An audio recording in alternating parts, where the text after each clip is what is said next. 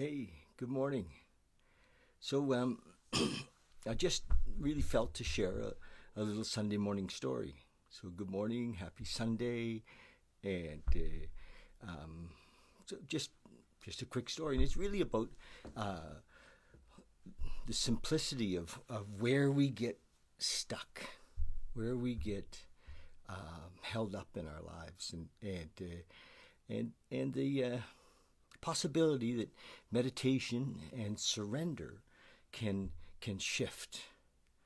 Um, yeah, what happens, I think, is that often we go back into our history and try to analyze or correct some thing that happened and some perception of something that happened and anyway, we can muck around in the past a lot. But I'll just share an example of a customer, actually. A wonderful lady came in the store yesterday, and this happens here a lot. It's like James and Kat say that they're blown away by how often folks come in and then just start to share their whole lives, and it's a real safe place here to do that. And this lady came in, and she was very nice lady, and she's going through a divorce, and it just came up. We got talking about that, and the poor thing, she's really angry. She's angry at her husband, and kind of upset with life and uncertain of what's going on, and she has two young children, and they're fighting over, you know her and her husband are fighting over assets and all of that stuff. They're in the middle of it. It's mucky, and we give her a hug and just let her talk, and eventually, she had tears and shared with us that her uncertainty, and I suggested that maybe the if she wanted to stay in her anguish, she could continue to be angry at her husband, her soon to be ex husband, or she could start the process of just sending him love and gratitude. And I'm not a big prescriber of forgiveness because I kind of have this idea that there's nothing to forgive. I think everything in our life is for us, and it's just that we can't see that. And I actually have this idea that everything is for our awakening and not in any way against us. It's for our awakening, not it. Not, yeah, there's nothing against us, and we think things are against us because we have an idea of what we want, and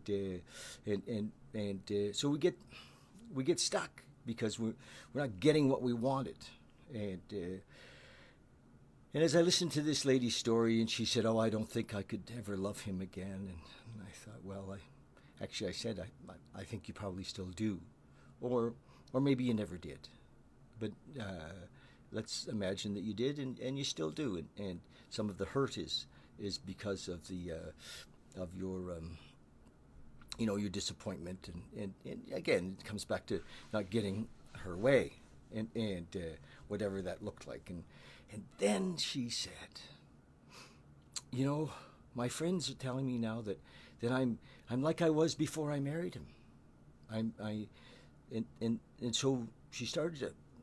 I think she didn't even realize it, started to talk about this freedom that was coming, was there, because this thing was over. and and later in the day, I thought about it. It came up several times, and where we're dishonest, often, is where things start to go sideways. And I'm going to suggest that for whatever reasons, this lady married this man several years ago, out of a desire to fulfill something. Either she didn't want to be alone, or she had this idea from society that we have to be in a relationship. We have to find a man. We have to find a woman. We have to do these things. And I think that we have such a high divorce rate, if you will, because we rush into these things thinking it has to be done. It's like an achievement, another box checked off in our life, and it's not based in honesty. And most of us are not prepared emotionally to be with somebody, or in many ways, and it's not really what we wanted. If we really looked at what we wanted, maybe we wanted to travel. Maybe what we really wanted to do was to study, or to serve in some way, and yet because of our conditioning, we step up and we jump in and we say, okay, I'm going to do this thing, and we work at it, and oh my gosh, sounds exciting, doesn't it? Going to get in a relationship and we're going to work at it, and then it'll be over and we'll be mad at each other, but there wasn't really honesty, and maybe he wasn't honest either, and I think that's a really hard one to identify. Where had we set things in motion? I've fallen into the kind of the thing, and none of this has ever been not for me. But the truth is, I married twice, two wonderful women. But I don't think I was ever qualified. I don't think I was ever really ready. I don't think I was mature enough ever to have been in those marriages. And hardly any of us are. We're like immature children.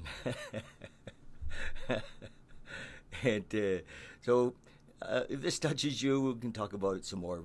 But there's no need to be in pain. There's no need to be in anguish.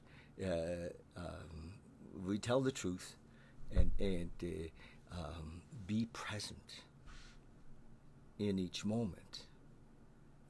There's freedom. And I guess I'm going to tie this back now to meditation. If we take the time to practice meditating, we can actually discover what it is that the system wants, what it is that we want, what it is that we're destined to have by meditating, and we discover our truth, and our truth isn't something that's the same every day. Sometimes it can evolve and change, and it isn't maybe the idea that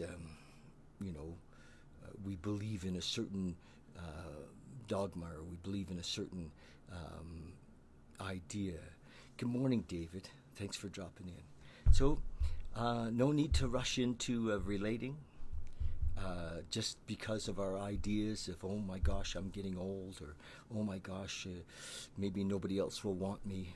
And be honest, and just really look at what's happening in your life. Then, a couple other quick things. If we have gotten into relating out of fear or desire, and not out of love, we may have some messes to clean up. And so, gratitude for whoever the other person is and their family, and sending them daily love, a practice of sending love, a practice of sending gratitude, to those people for their time, for their effort, for the learning that they've shared with us, even if it looks like in some way they did us wrong. Sending them messages every day, psychically, of love and caring, heals all of this. It really does. So remember that forgiveness, at one level, of course, is appropriate, I guess. But forgiveness really says that somebody did something wrong, and we need to forgive them. And I just don't believe that. I think that we all did the best we could in the moment. I've never really met many evil people. I think that we're all, maybe afraid, but not evil.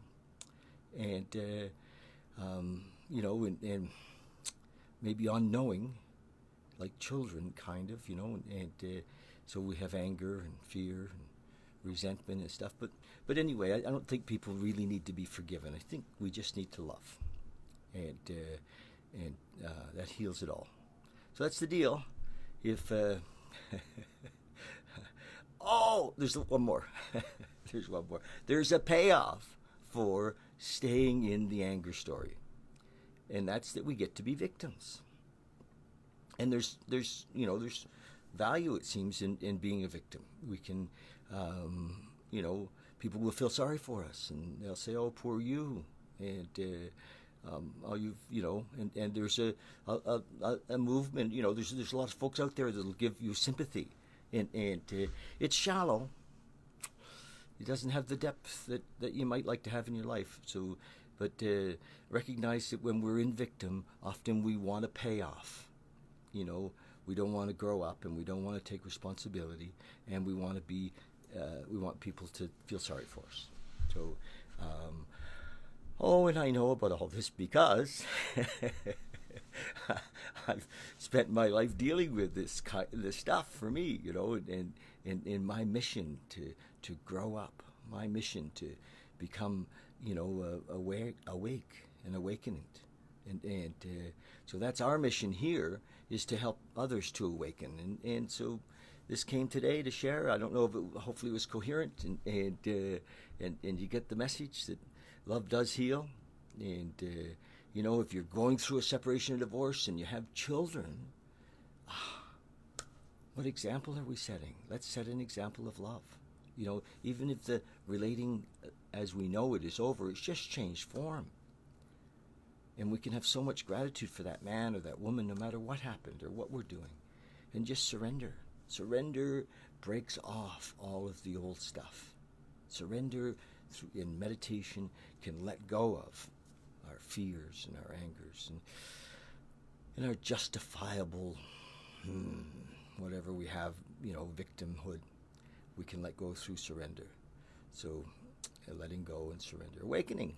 That's it. It's my Sunday morning chat, and thanks for listening. So wake up, meditate, surrender, and send love. Cheers. Love you guys. Thanks so much.